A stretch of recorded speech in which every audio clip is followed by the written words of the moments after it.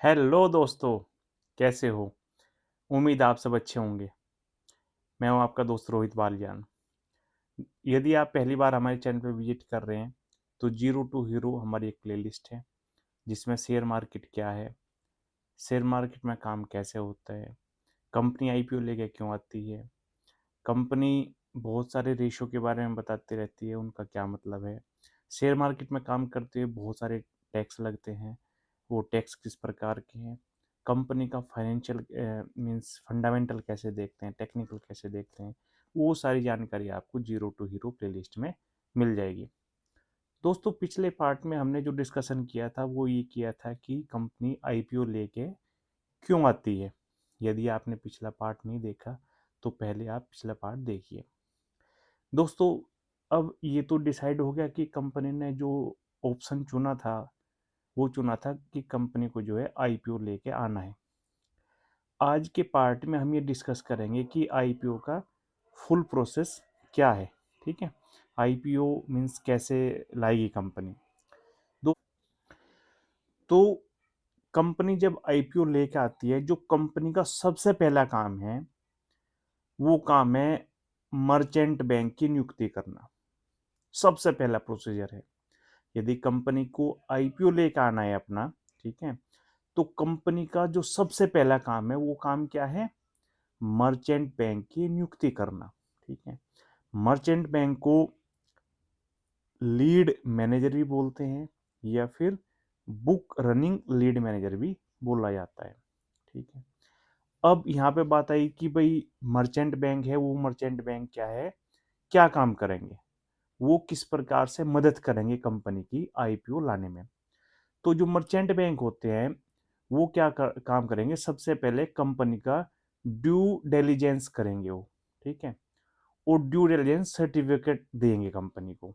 Means जो company की जितनी भी चीज़ें हैं, ये भी वो तय करेंगे कि जो कंपनी ने जो है हर नियम का पालन किया या नहीं किया। मीन्स वो कंपनी आईपीओ लाने की तो सोच रही है, लेकिन कंपनी ने जो आईपीओ के जितने भी रूल रेगुलेशन है उस चीज़ को उन्हें किया या नहीं किया।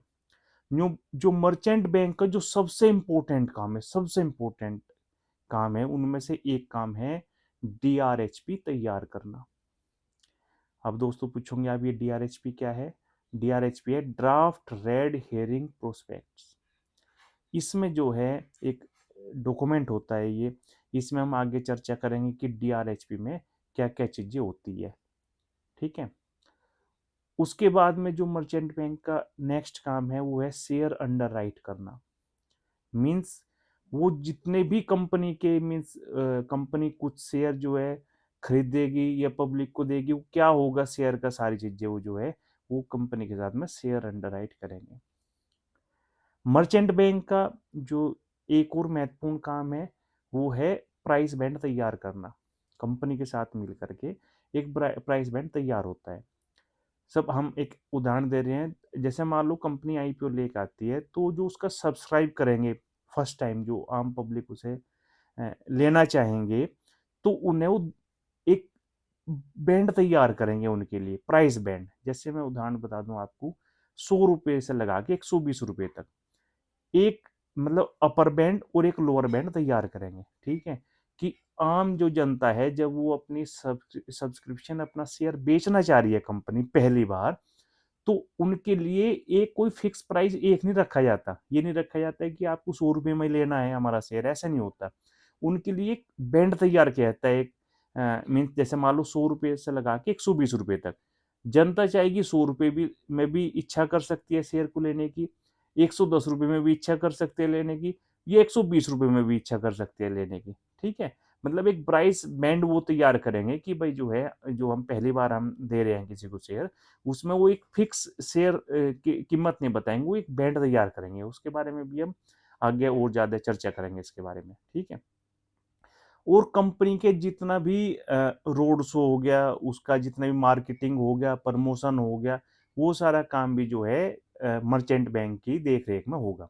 ठीक है, और जो आईपीओ के संबंधी जो दूसरे हैं, जैसे इंटरमीडिएट, जैसे रजिस्ट्रार हो गया, बैंकर हो गया, विज्ञापन एजेंसी हो गया, इनकी नियुक्ति भी जो है मर्चेंट बैंक करता है। ठीक है, मतलब मर्चेंट बैंक क्या है कि बहुत तगड़ी भूमिका जो है इस बारे में निभाता है। ठीक है, अब इसके जो घटनाक्रम है कि जो सीक्वेंस वे में कैसे कैसे मीन्स वो आता है, उसकी सीक्वेंस वही है कि सबसे पहले तो क्या करेगा जो अपना जिस जो कंपनी है जो आईपीओ लेना चाह रही है, वो ये देखेंगे कि आईपीओ का साइज कितना है।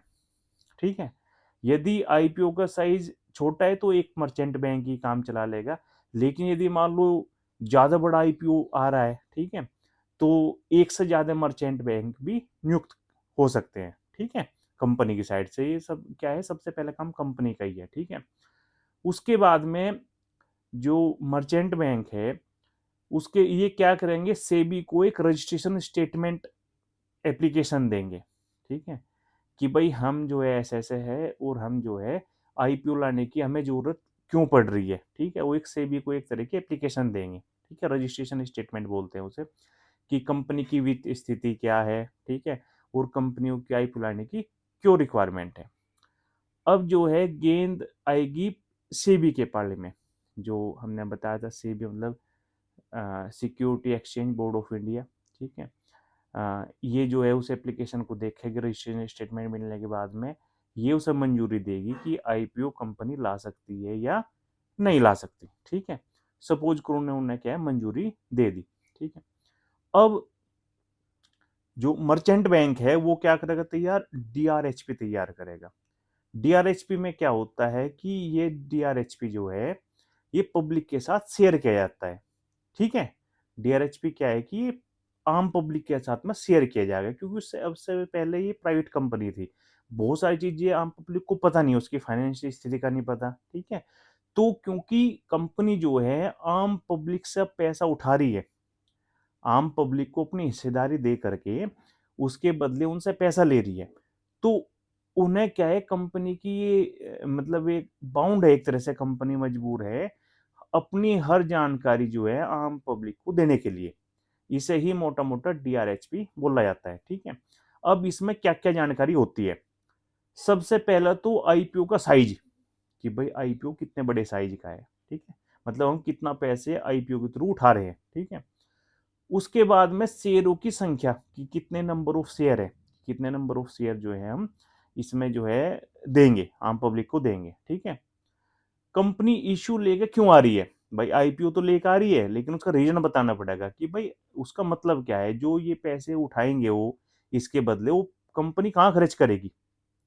भाई कंपनी अपने कैपेक्स में खर्च करेगी उन पैसों को, कैपिटल एक्सपेंडिचर में कंपनी, अब वो पैसा जो है कंपनी में खर्च होगा, या फिर वो पैसा प्रमोटर की जेब में जाएगा। मतलब प्रमोटर जो उसके मालिक है वो अपनी हिस्सेदारी दे रहे हैं और ये कैपेक्स में नहीं जा रहा है, और जो है प्रमोटर की जेब में जा रहा है। ठीक है, ये सारी चीजें कंपनी पहले क्लियर करेगी, ये सारी चीजें डीआरएचपी में बताएगी मर्चेंट बैंक की भाई जो ये पैसा हम उठाएंगे ये किस जगह खर्च होगा। ठीक है, अब सभी फाइनेंशियल डॉक्यूमेंट, जितने भी फाइनेंशियल है उस कंपनी से जुड़े हुए, जितने साल से कंपनी काम कर रही है, ये भी सब चीजें जो है आम पब्लिक को बताना पड़ेगा। कंपनी के बिजनेस का पूरा मॉडल, कि भाई कंपनी क्या है, कैसे शुरू हुई, किस बिजनेस मॉडल पर काम करती है, कितने इसके खर्चे, हर चीज जो सब जो है आम पब्लिक को जो है बताना पड़ेगा। मैनेजमेंट का नजरिया, कि भाई फ्यूचर में हम कैसा कारोबार करेंगे। ठीक है, ये भी सब बताना पड़ेगा। और सबसे इंपॉर्टेंट जानकारी जो आम पब्लिक को देनी पड़ेगी वो देनी पड़ेगी बिजनेस से जुड़े हुए सभी रिस्क, कि भाई जिस बिजनेस में हम काम कर रहे हैं उसके क्या क्या रिस्क है। ठीक है, जिससे आम पब्लिक जो है भली भांति जो है उससे समझे कि भाई किस तरह का कंपनी बिजनेस करती है और किस तरह के इसमें रिस्क है। और मैनेजमेंट के लोगों से जुड़ी हुई सारी जानकारी, पूरी जानकारी, मतलब जो जो भी कंपनी में सीईओ के पद पे है, बोर्ड ऑफ डायरेक्टर है, जो भी इन इस कंपनी के जो कह तो करता धरता है। ठीक है, जो भी इस कंपनी को चला रहे हैं उनकी पूरी जानकारी। ऐसा नहीं कि भाई आम पब्लिक खरीदारी उन्हें उनके मैनेजमेंट का ही नहीं पता, ऐसा नहीं हो सकता। उसकी जो जितने भी लोग उससे जुड़े हुए हैं वो सारी सारी जानकारी जो है डीआरएचपी में देंगे। अब दोस्तों डीआरएचपी तैयार होगी, अब क्या करेंगे कि विज्ञापन होगा। ठीक है, अब मान लो जो है ये जो है विज्ञापन एजेंसी भी तैयार कर दी उन्होंने कि भाई हमें जो है मर्चेंट बैंक बोले कि भाई हम क्या है इसका पूरा का पूरा एक रोड शो करना है, एक विज्ञापन करना है, ठीक है। अब क्या है कि प्राइस बैंड करना भी बहुत इंपॉर्टेंट टास्क है। कंपनी तो ये चाहेगी कि भाई हम हाई से हाई प्राइस बैंड लगाइए, लेकिन मर्चेंट बैंक भी देखेगा कि आम पब्लिक इसे स्वीकार करेगी नहीं करेगी। कोई मतलब लॉजिकल बेस पे ही वो प्राइस बैंड होता है। सपोज करो कि ऐसा तो नहीं कि भाई प्राइस बैंड उन्होंने बहुत हाई लगा दिया उन्होंने, ठीक है, और आम पब्लिक देख रही है क्योंकि सारा डाटा अब आम पब्लिक के सामने आ गया। डीआरएचपी के तहत सारी फाइनेंशियल चीजें आ गई, बिजनेस मॉडल आ गया, हर चीजें आ गया। अब आम पब्लिक उसे एक्सेप्ट कर रही या नहीं कर रही? You got my point? Means ऐसा तो नहीं कि इतना हाई लगा दे तो मतलब वो भी नहीं कर सकते। वो क्या एक लॉजिकल सा जिससे हमारा जो है सब्सक्रिप्शन हो जाए, मतलब आम पब्लिक जो है हमारी हिस्सेदारी ले ले, ठीक है, तो उसके बदले में हमें पैसा दे दे। तो वो जो है एक प्राइस बैंड भी तैयार करेंगे लॉजिकल वाला कि भाई क्या कंपनी का क्या प्राइस रहना चाहिए शेयर का, ठीक है। उसके बाद में जो एक काम है वो है बुक बिल्डिंग। बुक बिल्डिंग क्या होता है कि रोड शो पूरा होने के बाद में, प्राइस बैंड तय होने के बाद में, कंपनी को आधारिक मतलब आधिकारिक तौर पे कुछ दिनों को सब्सक्रिप्शन के लिए खोलना पड़ता है। ये नहीं कि भाई 1 घंटे में ही आप जो है ले लो, ऐसा नहीं है। उसे जनरली क्या है 3 दिन जनरली वो दे देते हैं कि भाई आप सब्सक्रिप्शन कर लो 3 दिन में। जो भी जिस प्राइस में जो है लेना चाह रहे हैं, मान लो प्राइस बैंड दे दिया उन्होंने 100 से लगा के 120 तक का। तो बुक बिल्डिंग में जो है वो टाइम उन्होंने दे दिया कि भाई आपके पास 3 दिन है। एग्जाम्पल के तौर पर 3 दिन है। कोई तो पहले दिन ले रहा है, कोई दूसरे दिन ले रहा है, कोई तीसरे दिन ले रहा है। इससे क्या है, एक मार्केट को भी पता चलता रहेगा कितना इसका सब्सक्रिप्शन हो रहा है, मतलब कितने बंदे इसमें इंटरेस्टेड है, ठीक है। वो डाटा आम मतलब पता चल जाता है, ठीक है, कि भाई कितनी इसकी कितने पब्लिक इंटरेस्टेड है इसे लेने के लिए। वो सारी चीजें 3 दिन में हो जाती है। उसके बाद में होता है क्लोजर। मान लो अभी वो खत्म हो गया, 3 दिन का खत्म हो गया। अभी क्या है, शेयर की लिस्टिंग की कीमत तय की जाती है। अब क्लोजर में मान लो जो हमने प्राइस बैंड बताया था कि 100 से 120 हो गया। अब जितनी भी एप्लीकेशन थी उसे लेने के लिए कि भाई मैं इंटरेस्टेड हूँ, ठीक है, वो देखेंगे, ये देखेंगे किस रेट पे जो है पब्लिक इंटरेस्टेड हुई, ठीक है। तो उसका एक रेट जो है वो क्लोजर के तौर पर कीमत आ जाती है, किस कीमत पे जो है हमें जो है ले रहे हैं। सपोज करो 120 पे उनके पूरे हो गए। मान लो 120 पे ही एप्लीकेशन आ गई कि 120 पे बंदे लेने के लिए रेडी है उसे, ठीक है, तो उसकी कीमत 120 कर देंगे वो, ठीक है। इस टाइप की उनकी आपस में वो एक कीमत आ जाएगी। फिर जो लास्ट फेज है दोस्तों वो आता है लिस्टिंग डे का।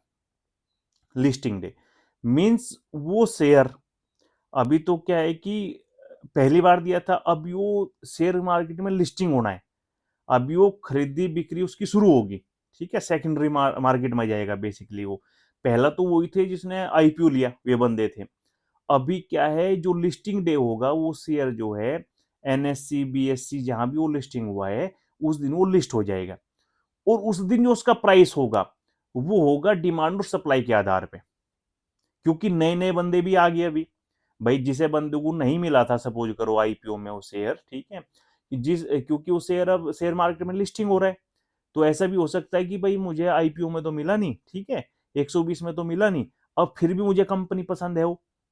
भाई मैं ट्राई किया था वो, इससे मान लो उसमें जो आईपीओ के थ्रू मान लो 4 गुना हो गया सब्सक्रिप्शन, ठीक है।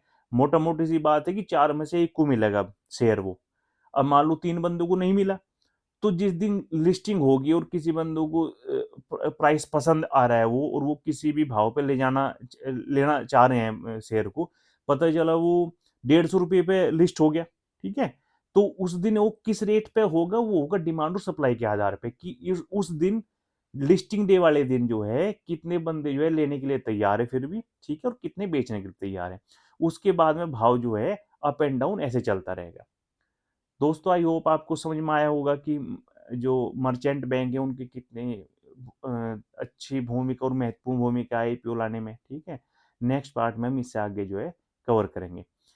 दोस्तों यदि आपने हमारा चैनल सब्सक्राइब नहीं किया प्लीज़ सब्सक्राइब कीजिए और बेल आइकॉन को दबाना भूलिए। Thank you very much.